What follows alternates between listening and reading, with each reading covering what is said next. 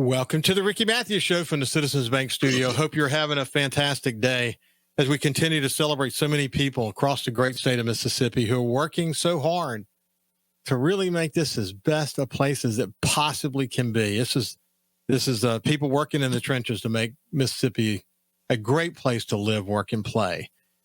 Listen, the news could not be any more quick coming out across the United States, especially in the wake of Charlie Kirk's death. And we will continue to talk about it because there's so many elements to that about sort of the political situation in America today. And as a former publisher, something I'm going to talk about. I don't typically talk about politics per se on this show, but the impact that he has had and what it's really doing to, in some respects, bring us together, in other respects, actually tear us apart. We will be focused on it and talk about it in a sort of a calm way that I hope, especially as it relates to things like free speech, you'll learn something from it. Because as a publisher who spent, the last part of my career as a publisher, and having responsibility for multiple companies that are either newspaper companies or online companies, digital media companies, I came to appreciate what the First Amendment was all about. So there's some misunderstandings about that, but we'll get to that eventually. But I'm thrilled today to have the U.S. Senator Cindy Hyde-Smith join me for the full show today. She is a great voice for Mississippi and Washington, especially as it relates to our farmers who's had big challenges, not just in Mississippi, but across the country. And she's also a real advocate for conservative values. And the last show we had was absolutely terrific. And I look forward to the conversation we're going to have again today. Cindy, how are you doing? We are good. We've had a busy morning here in D.C. We've had one meeting after the other. They just pulled me out to run in here and do this. And I just appreciate the opportunity that we can reach out in this venue, in this forum, to the listeners, that they can kind of get an idea of what we're thinking and the position we're in and the things that are going on here in Washington. Well, listen, there's a lot to talk about, and we'll get into all that. But I have to, and for people who didn't hear us before, I've talked a lot about coastal Mississippi needing to come together for regional economic development purposes, to really kind of step up our game, to diversify our economy and really play serious ball as we watch sort of the industrial, economic development realm of America really begin to change dramatically because of AI, advanced manufacturing, the tariff opportunities that may be created for us. And when I'm talking to people across the coast, we'll say, okay, are they really aware of coastal Mississippi? I tend to lean back on what you said to me about the drive down Highway 90 with President Trump, looking at specific pieces of real estate and how much they cost and how interested he was in whatever. But that's real. That actually happened. And you have a unique relationship with the president. And because as we discussed then, because he literally almost did a development here many years ago, he was already aware of coastal Mississippi. But he was highly engaged, wasn't he? He really was. And, of course, Mississippi is my home state, so I'm always proud to tout that and the benefits. And he is interested in development. He is interested in the real estate there. And he told me about coming and, almost putting something there. So it really warms my heart that I can get to talk about my state, and he's actually interested in it. Yeah, there's no doubt. Hey, we had the opportunity recently. In fact, I moderated at the Mississippi Book Festival a panel that had Haley Barbour and Mark Keenum and Jim Barksdale and Manley Barton from down here on the coast, and we talked about. We looked back on Hurricane Katrina. And, a lot of folks asked, it was very, very interesting. A lot of conversations were happening about, could we do that again in light of what's happening in Washington? And I don't think anyone totally left that conversation with the confidence that we could have the kind of bipartisan effort that was required after Hurricane Katrina. Let's hope so.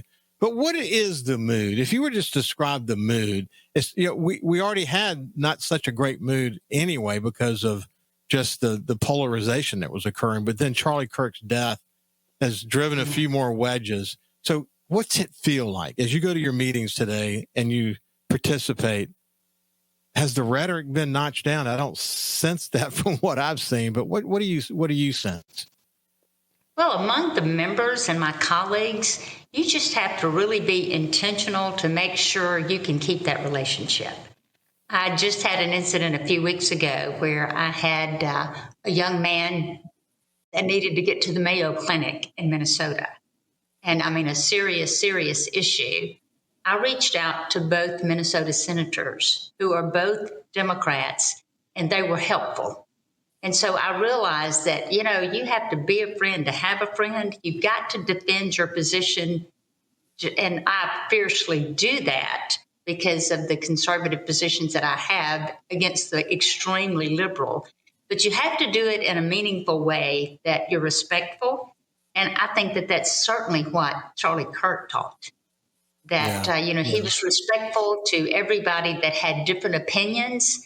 And I think that we've accomplished a lot of that. But with the situation where I reached out to those Minnesota senators, and they actually were very helpful to me, told me that, we're in a pretty good spot as far as being able to work together on things outside of this Capitol and how truly important it is to work with things inside this Capitol.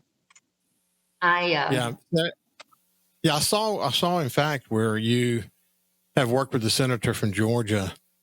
There's a lot of, I tell you what, the polarizing ends, these exacerbated, Senate hearings tend to be what people think. And certainly it can be very much like that in real life.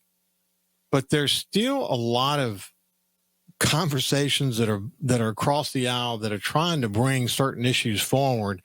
And we don't typically hear about those, do we?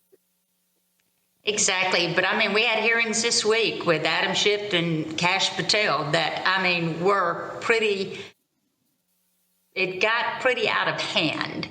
But, and that's okay. If you've got to be in that position, I had a little dust up a few weeks ago. And, you're ready to defend, you're ready to articulate, but you have to be firm too. And there's some things that are not negotiable with me, but you've got to still do it in a respectful way. But there is a lot of contention, but most of it is coming from outside, I would say, Ricky. The members themselves, we can have major battles, but outside of the threats that we're getting from the outside world, that's the seriousness of it. We had meetings this week with the Capitol Police, and we're about to double the number of threats on members right now than we had in 2024. So, the people that see what everybody else is seeing and they watch it on TV and they see that it can get contentious, I think that they're just feeding off of that because the other areas where we do get along, it's congenial conversation. They don't like to show that on the news. They don't like to highlight that. But it is the outside threats that I'm more concerned about.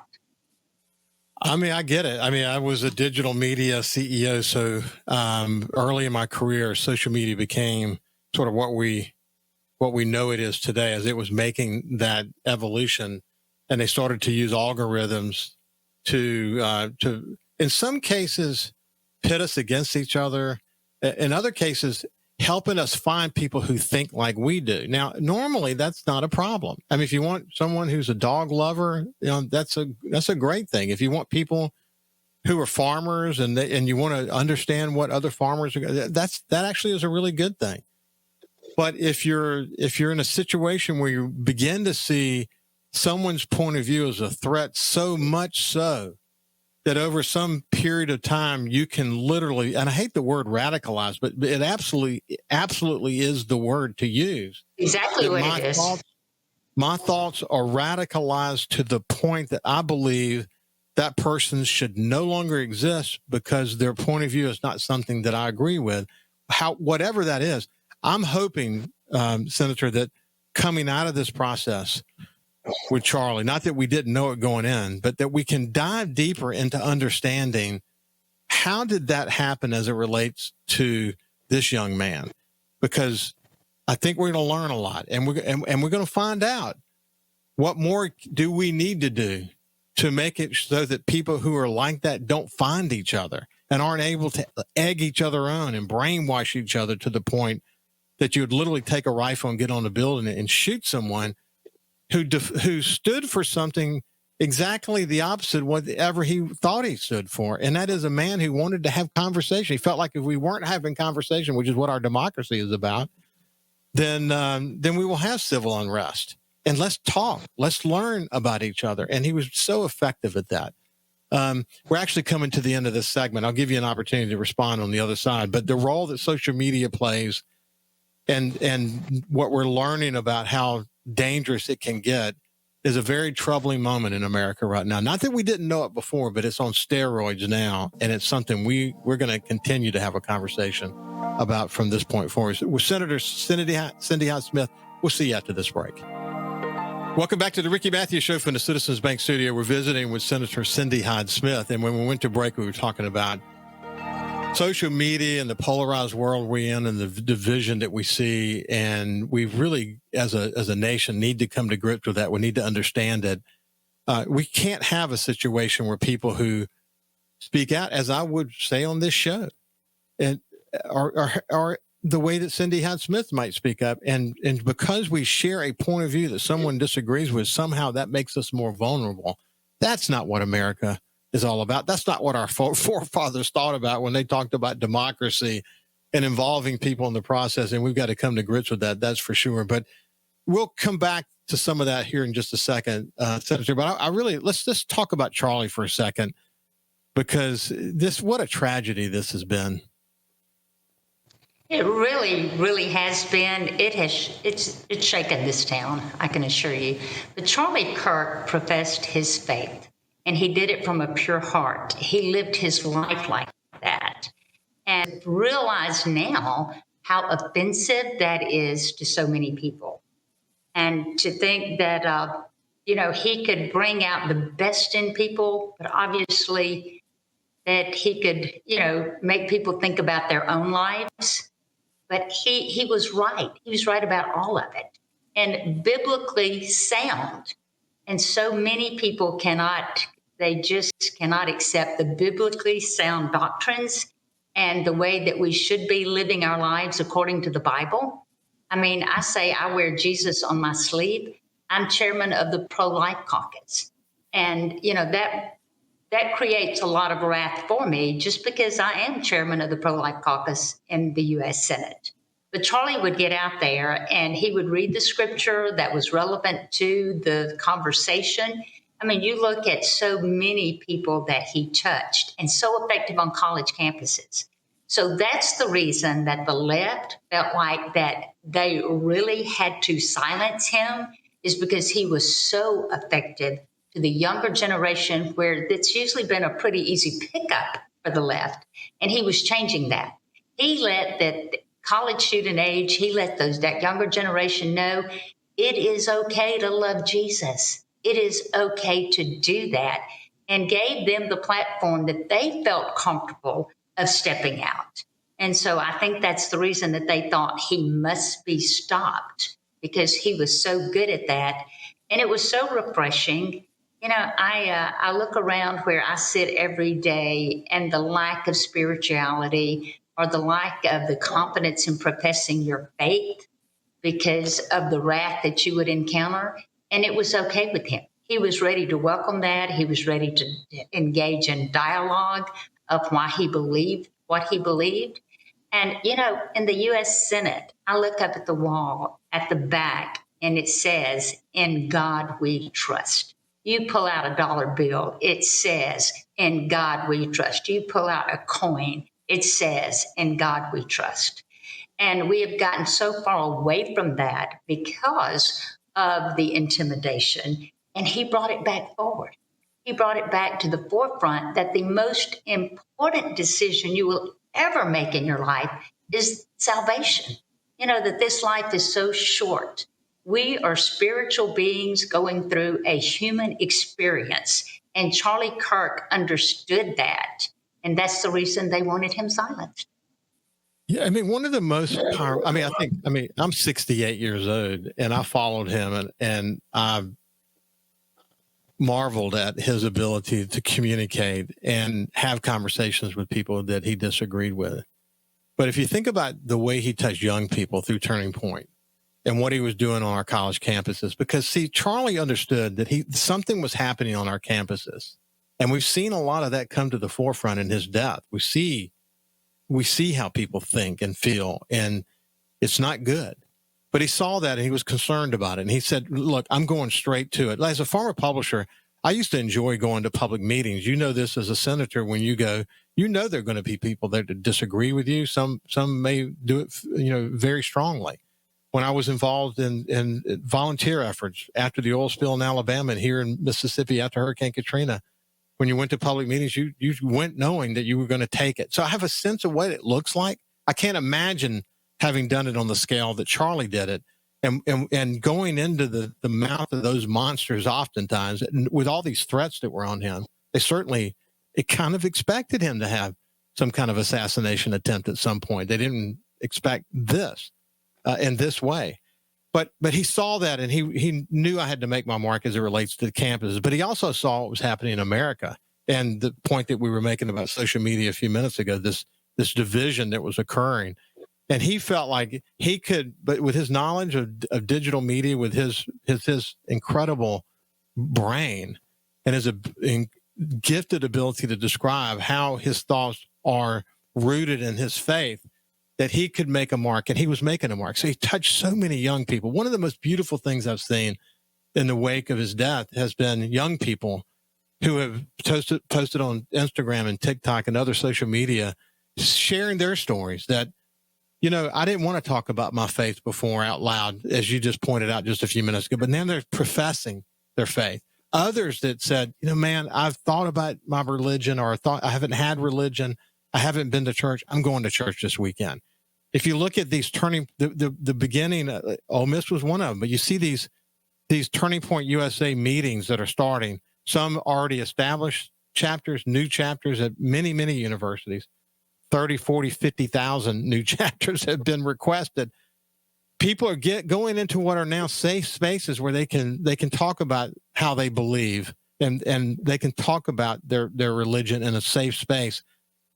You're not going to be able to undo that, I don't think. I think that is going to be a locomotive going down the road. It's going to galvanize conservative thinkers in the U.S. in ways that we still don't fully appreciate and understand. I mean, we haven't even had his memorial service yet, Cindy.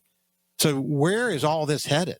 I think it's going to dynamically change the nature of politics in this country. I really believe that. But what do you think? No doubt. He has launched a crusade.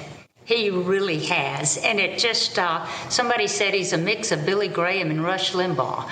And, I think a lot of that, is a lot of resemblance there, but it's going to be unstoppable because people felt the release. They felt that, this is the right direction, and especially with college age, being away from home for the first time, mom and dad's not there to say, you don't need to go into that bar and stay to 2:00 in the morning. And when Charlie would come on campus, it made them feel that, he's right. We need to really concentrate on the way we're living our lives because they have all the freedom on a college campus. And I think that's really one of the reasons he was so effective, because the peer pressure there, as you well know, is unbelievable. You have the opportunity of just starting out your new little life in adulthood, making the decisions that's going to affect the outcome of your grades, the outcome of your social well-being, the outcome of your physical well-being. And it's such a sensitive time in their lives. And he gave them the guardrails that they probably knew that were there, but it wasn't mom and dad giving them the guardrails. It was a young man coming in on this campus, getting everybody excited that I feel better about myself now because I'm having this spiritual awakening. And he did make them feel good about themselves. And it's just kind of like what we're all supposed to be doing out there witnessing. He was witnessing. And the Yeah. spiritual elevation that came with that, I do not think that you're going to be able to stop that. I sure hope not. And my prayer is that you're not going to stop what he's gotten started. It's been a burden to me for a while, that especially since I've been in Washington, D.C., of people that, they don't understand Leviticus because they don't know what Leviticus is. They do not know the Bible. They do not know scripture. And then when they realize, wow, there's real meaning behind this, it's biblically based, and they actually start finding out a few things, and they get that thirst. They get that thirst for more knowledge. They get that thirst of that feeling that I'm doing something better for myself. I'm helping out the person beside me that I would have seen until I had this spiritual awakening. They want to make other lives better. And we're not supposed to hide it under a bushel. We're supposed to spread the word because it is such a good word. You'll get me to preaching so fast, Ricky. I'll get in these speeches and I will take off on it. But the feeling of release that it's okay to be spiritual, it is okay to profess that God is a loving God that I need to put my eyes on and seek that cross. And that is the good feeling that they don't want to lose either. And it's our job to make sure that that continues, that spirituality continues to grow. I was having a conversation with a friend, a former friend, I might add, because he's cut me off because of how I voted, which, I think many of us have stories like that. And he, well, I'll tell you what, we're at the end of this segment. I'll tell you, what he said when we get back on the other side. But it's a sad world in some respects when people don't have that moral foundation that we get from our faith that helps us decide how to go forward in a way that's selfless and serves others. It's really sad when you think about that. And hopefully we're gaining steam as it relates to that. When we come back, we'll continue our conversation with Senator Cindy Hyde-Smith. We'll see you after this. Welcome back to the Ricky Matthews Show from the Citizens Bank Studio. We're visiting with Senator Cindy Hyde-Smith. Terrific conversation. A somber tone, but also a hopeful tone, really, when you think about it. Charlie would have never wanted us to mourn. He would want us to capture the essence of his message and find a way in this moment to spread that message in a way that helps our country and helps us personally. There are organizations being touched. There are states and our nation being touched, individuals being touched in so many different ways. But as I was mentioning, I have a couple of friends who knew how I voted because I wrote a couple of things for SuperTalk Mississippi News right after the election. And because I'm a center right person, many people who are center left believe a lot of what I believe. I think the majority of the country's in the middle. That's why I believe we have hope. I think the majority of the country watches what's happening right now and they don't like it. But this one particular guy who's a bit of a celebrity, and I'm not trying to cause problems for him, and I'm not going to. But he posted, Charlie Kirk was a fascist a-hole who had repugnant attitudes about many issues. And I'm thinking, wow, this surfaced how I knew he felt before Charlie Kirk was killed. But I often said to him, I said, he would say he doesn't have religion, doesn't believe in God. I said, well, man, where do you get your moral foundation from? If someone asks me one of the most powerful things about my religion, it's how it guides me internally about the difference between right and wrong. I mean, what guides somebody who doesn't have sort of a moral framework to judge right and wrong? How are they guided, Cindy? That's the thing that bothers me the most about kind of where we are. This notion of really is coming down to kind of good versus evil. I hate to put it that way because I'm not someone who's about saying things like that. I think the world is much more on a continuum. But this really did highlight this argument, didn't it? It really did. And of course, I'm Southern Baptist to the bone. We're churchgoers. But the burden that I have is people who do not take their children to some type of Bible study. And that's where you get that foundation. You get it Yeah. as a child. You get it in Bible study, you get it in vacation Bible school, and people who do not take their children to Sunday school, as we refer to it as, and to church, they grow into adults that they have no foundation. And that's the problems that I see more in Washington, D.C. than anything else, is that lack of that spiritual compass that was instilled in them and that they live it and their parents lived it. We are so blessed. I'm the most fortunate woman I can think of because my parents did that for me at a very young age. And I've raised a daughter that loves Jesus, and she's 26 years old. And, that's the biggest accomplishment I think I've ever done as a person, a senator, or anything, is to raise your children to understand the significance of that we're not going to live on this earth forever. There is an afterlife.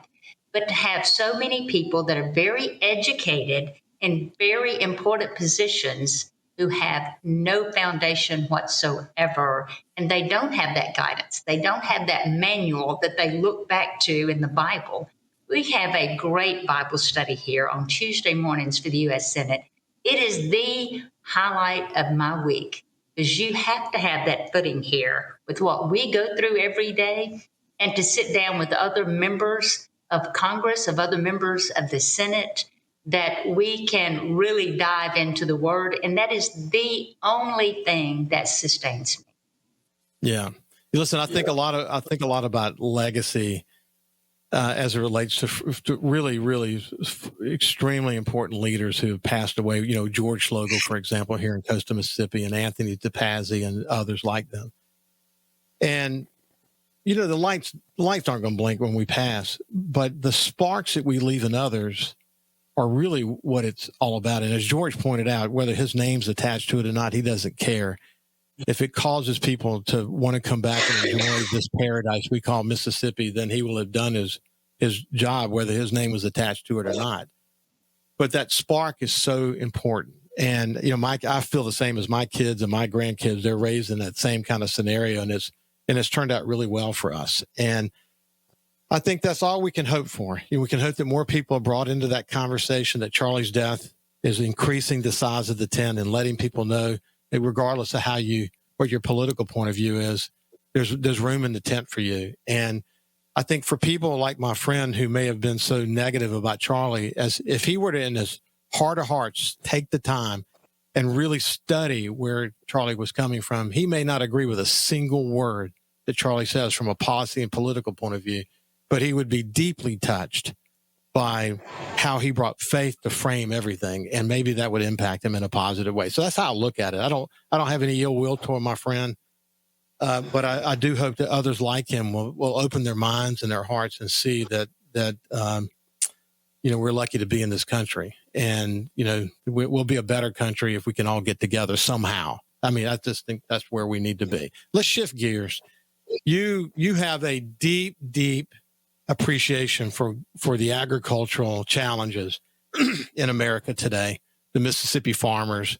You've had cattle farming business. You've been an agriculture secretary in Mississippi, or commerce secretary in Mississippi, and you care deeply about it. And I bet you hear from our farmers, and I bet you think about what they're going through every single day, don't you? Oh, yes, absolutely. And our row crop guys, they're having a very tough time. But one thing we talk about is the farm bill. But in the big bill, the big, beautiful bill that the president tagged it, we did get a lot of that in the big bill. So we put, I would say, a skinny farm bill in that bill, but it was not really that skinny. We got a lot of good things in there, some safety nets, some price loss coverage formulas that had not been updated in over a decade that the USDA was still using. We had the opportunity to correct a lot of things to bring them in today's prices when you're looking at losses instead of losses that were over a decade ago and what the cost of production was then. I was so excited to get all of that in there. I mean, when you only have to have a 51 vote threshold, you take that opportunity to get those things in there. So we still are working on the farm bill, but it's so much less contentious because of what's remaining that did not get in the big, beautiful bill. But we had some really good advances made there in correcting formulas that were used at USDA for some reason that the other side just did not want to address. And it was just leverage. They knew that it needed addressing, but it was just leverage to get what they wanted in, that they wouldn't allow this. So we did get part of a farm bill in there, but we do have other work to do. But it is very critical right now with our row crop guys. The commodity prices are lower. The input cost is much higher. As we well know, the chemical cost, all of the expenses it takes to produce a crop are just unbelievably expensive right now. So when you don't have those commodity prices, it doesn't pencil out. I can't think of another industry where when business goes bad, that you really have to look at the suicide rate. But when it Yeah. comes to farming and that family's land is on the line and granddaddy did it and the great grandfather did it, you are looking at a higher suicide rate, is how serious that is. We are working on some things right now to try to ease that pain until commodity prices rise. And we know this is a global market and it just ebbs and flows. And we're just in a low period right now. With cattle prices are extremely well. So the cattle producers, they're doing much better. But when it comes to our row crop commodity guys, when you have lenders that look at me and say, we're not going to be able to finance them next year, that you know you're in a crisis. So I am extremely concerned about that. I am a realist. I don't cry wolf very often at all. I just look at the facts and look at the numbers. And this is not one of those situations that the farmers are whining. This is real. Listen, in the Mississippi Delta, on the sort of the heels of the Delta grains fiasco, farmers are already in a situation where they had to take a lick, and then they had 2 or 3 bad years to follow. I had the opportunity for hunting ground purposes, lease some farmland from the Dunn family, and Clinton Dunn is the current chairman of the board for Delta Council. And I watched through his eyes what he's doing, the meetings he's going to, and the work that they're doing, and how aligned they are. I've watched Brooke Rawlings very closely, and I personally am very impressed with. She seems to bring some firepower to the conversation and some passion, and her ability to communicate. I also believe, and you've talked about this before, we'll chat a little bit more about this on the other side, but you know, this tariff thing is a work in progress. We've still got deals to get done. We've got work to do. And I'm confident as we continue to work to knock down the trade barriers, that's going to open up some opportunities for Mississippi farmers. And maybe we can do something that overcomes China working more closely with South America, for example. There's got to be some opportunity. I'm sure there's some opportunities there. But that's the way to better pricing. You know, we got to create markets for them. When we come back on the other side, we're going to continue our conversation with Senator Cindy Hyde-Smith. Thanks for joining us, and we'll see you right after this.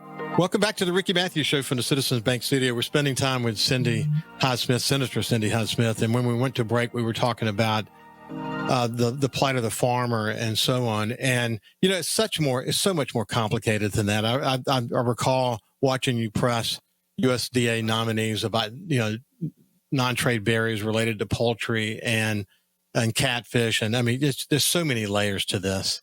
But I didn't want to lead the conversation related to farmers without giving you an opportunity to kind of respond to that. And maybe you can even also mention sort of what you see on the horizon from a tariff point of view. Well, the tariffs are going to be beneficial in many areas. Obviously, they have crushed areas as well. It's a tough deal. We talk about the T word here. And, you know, it is used as a tool, and I think that it's been used pretty wisely. There's some things that were unintended that different industries got caught up in that we're really having to address now. But in the long run, I really think we're going to be better off. But it's been very hurtful in certain areas, too, and I understand that. Last December, we had to come up with a supplemental for the farmers. And, you know, it was, you talk about dive in the ditch last minute. It was pretty tremendous. I went to leadership and they said, Cindy, you're just a little late coming to the table. And I said, this is not the way this is going to end. And I went over to that house side and I got with the folks over there. And they said, it's just, we don't know if it's going to happen. $10 billion happened, and it was the saving lifeline. No farmer wants a handout. We are proud folks. The guys up there in the Delta, they are very proud of what they do. They don't want a handout. But when commodity prices drop, they have to have a bridge. I feel like we will be there again. We're already working on that now. And the response is much better than the last round. That if you want to subsidize anybody, if you want to make sure somebody's successful, it better be the one that feeds you. And I don't apologize for that at all. So when we get to a better place with commodity prices, that bridge will not be necessary. But you bet I'm the one that you want to send in to defend this and to come out with results. It is too important. And, most of the members here, they come from metropolitan areas and they're uncomfortable in this zone. I am very comfortable there. But you really have to work. You really have to capitalize on those that trust you, those that have some type of respect for you and the ability to make sure that this is a positive, beneficial thing that's not going to come back and bite the member. And it's a heavy lift. It really is. Mm-hmm. And the last round, it was a very heavy lift. I have a guy in my office, Daniel Ulmer, who is absolutely an expert at this. And I think we make a pretty good team as far as getting the language ready, getting something that's doable, that's not unrealistic, and something that is not out of line.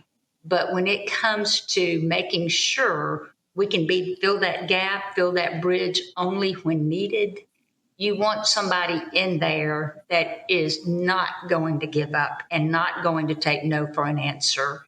And we're enjoying a lot of that, the position that when I walk in, we do get the trust there.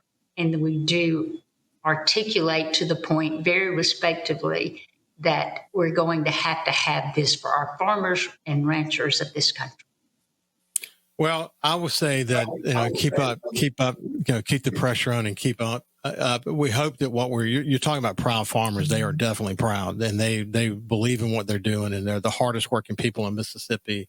And when you add up what they do, it's a multi-billion-dollar business for our economy for Mississippi, and places like the Mississippi Delta absolutely depend upon them surviving. So what we're trying, you talk about building bridges. It's really about buying time and let some of this other stuff settle out so that we can get back to some type of normal where they're not praying for higher yields in order to make ends meet. That's not a good place to be. We're out of time, but let me just one quick thing. You got a great staff, don't you? Thank God you got a good staff that's highly engaged. So as you can see, we can't hear Cindy, which is fine. We tried to technically get to what happened, something on her end. We just lost the sound. What she was about to say was responding to my notion, Doug Davis, her chief of staff, and others, this team that Cindy's assembled are the people on the ground in the trenches working on things like these farm bill adjustments and other things related to agriculture. And that's what she would have just brought some light to. But I think it was a terrific conversation. I mentioned to her during the break that we would not have had the level of conversation around our faith had Charlie not passed away. This is not something we would have, it could have come up at some point during the conversation, but it certainly would not have come to the point that it came to. And in that way, that's already Charlie's legacy affecting, even how we have conversations and our willingness to talk about how the framework that our faith provides for us morally and ethically and otherwise guides us. And what a wonderful thing that is. And one of the things I wrote in my book is I can't imagine getting to a tough time in your life and not being able to pull on your faith to help you get through. I know that's certainly true for me. Listen, God bless you. Have a great day, and we will see you tomorrow.